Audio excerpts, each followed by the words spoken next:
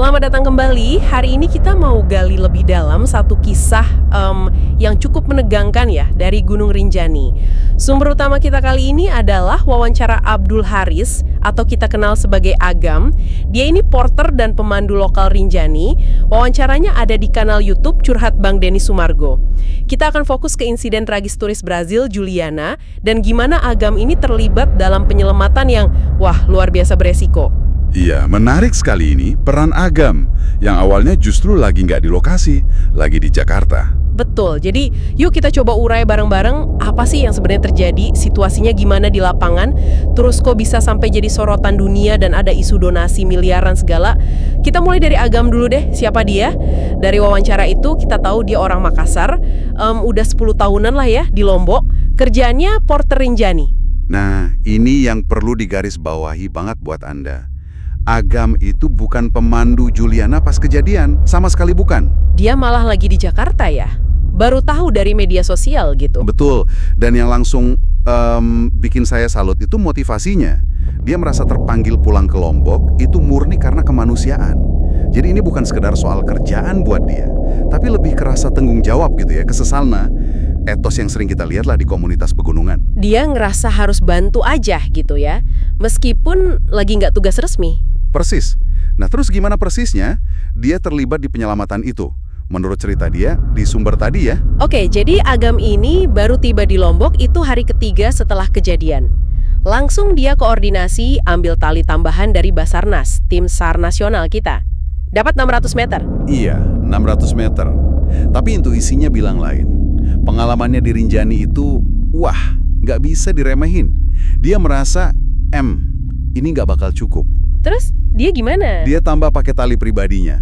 Jadi total dia bawa sekitar 800 meter. Tapi feeling dia itu butuh jauh lebih banyak. Perkiraannya dia itu, kalau nggak salah dengar, total sekitar 1.400 meter tali. Wow, 1.400 meter. Jauh banget ya dari standar 600 meter tadi. Iya, ini nunjukin pemahaman dia soal medan di titik jatuh dekat Cemara Tunggal itu. Ekstrim banget. Lokasi jatuhnya korban kan akhirnya ditemukan di kedalaman sekitar 590 meter.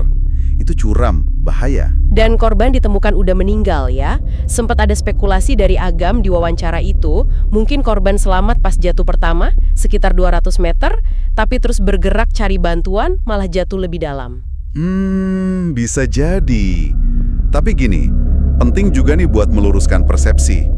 Tim SAR gabungan, Basarnas, SAR Lombok Timur, itu semua udah kerja keras dari hari pertama loh. Oh, jadi bukan karena tim lamban ya?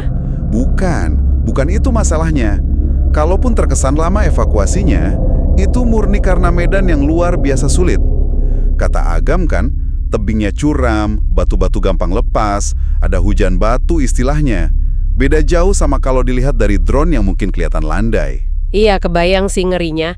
Proses evakuasi jenazahnya sendiri kan makan waktu 9 jam ya. Penuh resiko buat tim penyelamat juga. Banget. Makanya, dilema juga soal helikopter.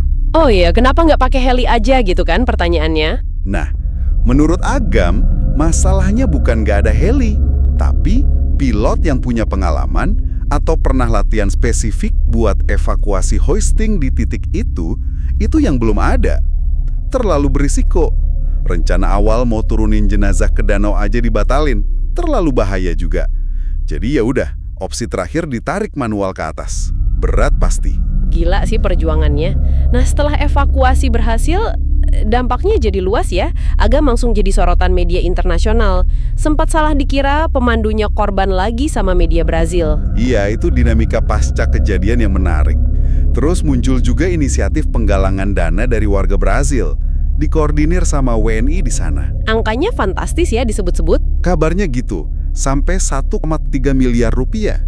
Tapi Agam sendiri bilang di wawancara Denny Sumargo itu, sampai saat wawancara itu ya, dia belum terima uangnya, masih di Brazil. Oke, jadi belum cair ke dia. Tapi kalaupun cair, rencananya udah jelas ya? Jelas banget, buat beli alat rescue yang lebih proper buat relawan Rinjani, sama buat dukung konservasi alam di sana.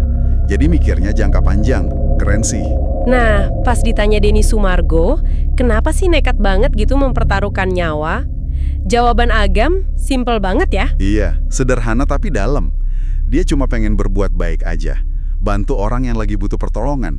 Katanya sih, sebagai balasan karena dia dulu juga pernah ditolong banyak orang. Motivasi personal yang ternyata nyambung ya sama semangat relawan gunung pada umumnya. Betul, rasa tanggung jawab, kemanusiaan, itu seringkali ngalahin pertimbangan risiko pribadi. Kayak panggilan jiwa gitulah.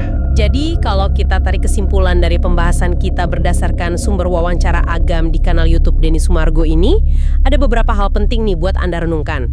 Pertama, betapa kompleks dan bahayanya operasi penyelamatan di gunung, nggak segampang kelihatannya. Kedua, dedikasi luar biasa dari individu kayak Agam, dan tentu saja tim SAR serta relawan lain. Mereka krusial.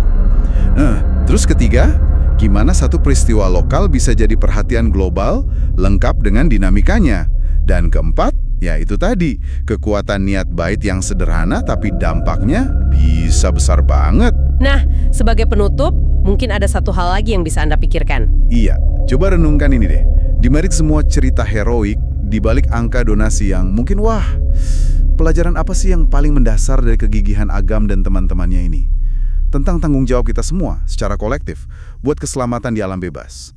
Dan juga bagaimana sebuah tragedi, sepahit apapun itu, ternyata bisa menyulut api solidaritas yang melintasi batas negara, bahkan budaya. Itu mungkin yang bisa kita bawa pulang.